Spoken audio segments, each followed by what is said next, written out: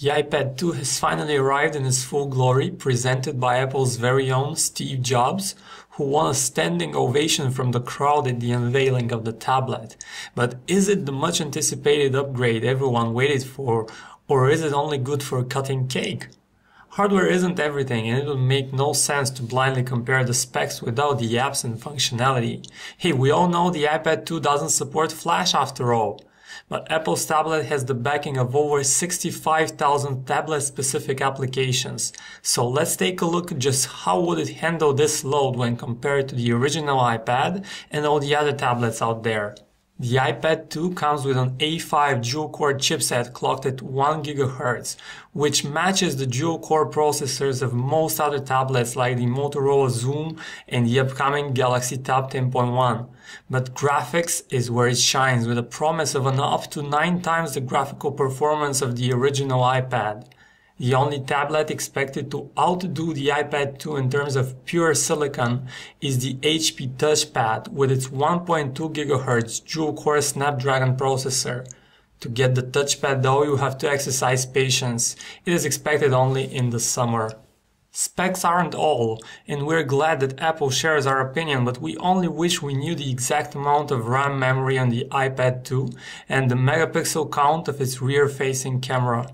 Speculations gravitate around a reasonable number of 512 megabytes of RAM and the 5-megapixel camera, slightly less than the 1 GB of RAM found on large Honeycomb tablets like the Xoom. But the powerful processor doesn't mean much if a device is way too bulky.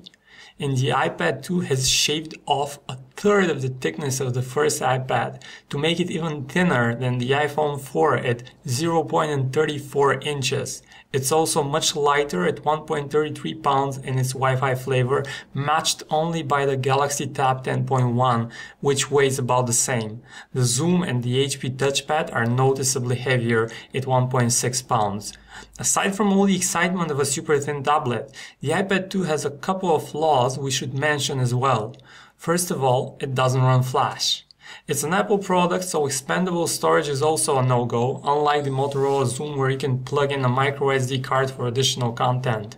Stereo speakers are another thing missing on the iPad and present on other tablets like the Xoom and the HP TouchPad.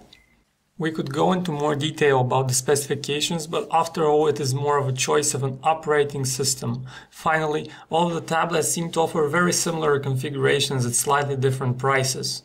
On one hand, Apple managed to keep the $499 price tag and the amazing 10-hour battery life on its slate, which almost makes its offer look cheap on the background of the $800 price tag of the Xoom and the rest of the upcoming slates. Honeycomb and WebOS tablets, on the other hand, offer the same or even faster processors and relatively open environments in a bulkier package. That is only the first wave of tablets to hit the market, and more could be announced at the CTIA starting just in a couple of weeks. We'll be there covering the latest tablets, so stay tuned to PhoneArena.com for all the details.